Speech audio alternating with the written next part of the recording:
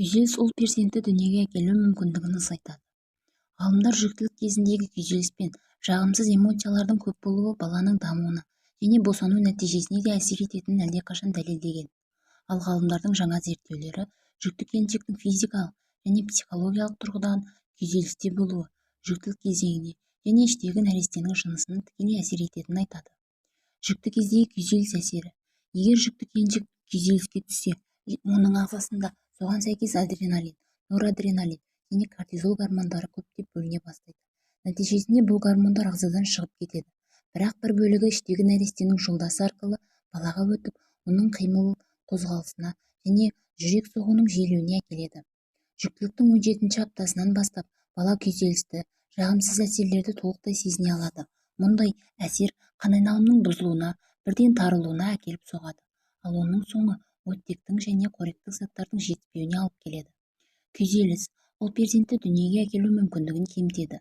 Ғалымдардың зерттеулерінің нәтижесі көрсеткендей, күйзелісте жүрген, ашушаң немесе физикалық тұрғыдан шаршап жүрген келіншектер көп ретте қыз бала босанады екен. Негізі, ұлдар мүмкіндікке көп ие болады екен.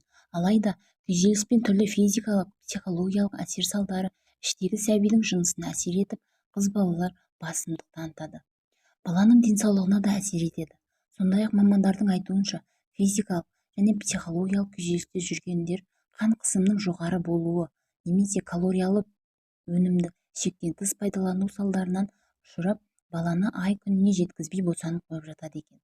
Сондай-ақ, мұндай аналар дүниеге көбіне жүрек қағысы дұрыс емес, орталық жүйке жүйесі өте жай дамитын нәресте әкеледі. Жүктілік кезде күйзелісті қалай өткеруге болады? Ең алдымен сабырға келу қажет. Жүктілік кезеңде әрбір ана үшін ішіндегі баланың жағдайынан басқа ұсақ-түйек мәселелер маңызды болмауы керек. Психолог мамандар ұсынған төмендегі кеңестер жүкті келіншектердің өз-өзін ұстай білуіне, сабырлыққа келуіне, уайымнан арылуға, күйзеліске түсіп кетпеуіне көмектеседі. Бірінші, үрейге бой алдырмау керек. Болмашыға алдын ала алаңдап, түрлі жағдайларды, жайттарды естіп, жоқ жерден қорқа бермеу керек. Мысалы, қазіргі көпшілік әлеуметтік желіге көп кіреді. Онда дәлелі жоқ небір өтірік ақпараттар тарап жатады. Алма, банан жеуге болмайды. Мына бір дәріні ішсең іштегі бала дамымай қалады. Мынандай жасасаң бұлай болып қалады. Және тағы басқа көптеген жайттар. Мұның барлығын көңілге алып қорқа беруге болмайды. Сақ болған дұрыс, бірақ үрейленбеу қажет. Екінші, өз ойын, арманын тікелей тура айту қажет. Ер азаматтардың көпшілігі тікелей айтпаса, жай ғана тұспалды түсіне қоймайды. Жаратылысы сондай. Сондықтан да жүкті кезде өз-өзінен менің ойымды тапсын, тұспалдадым ғой, түсінсін деп күтіп жүре берудің қажеті жоқ. Жетіспей жүрген назарды, жегін келген асты және тағы басқа жайттар сол күйінде айтылуы керек.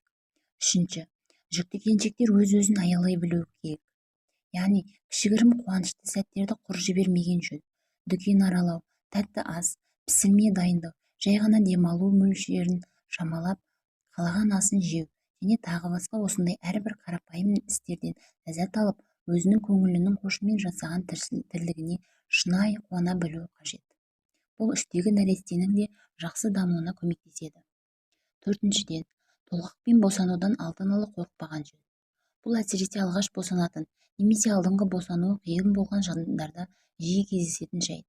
1-2 сағатты өтіп кететін қиналыстан гөрі өмір бойына қуантатын сәбиді көбірек ойлау керек. Және жүкті екенін айту керек. Әлемдегі ең әдемі әйел ол жүкті әйел. Сол себепті де ана мен балаға көз тимесін, сөз тимесін деп көпшілік келіншектер өзінің жүкті екенін біршама уақытқа дейін жасырғанды дұрыс көреді. Бірақ бұл кей кездерде мәселенің туындауына әкеледі. Мысалы, қызметкерінің жүктілігінен хабары жоқ басшы оған қиын, ми шаршататын жұмыстар ұсынуы мүмкін және тағы басқа жайттар.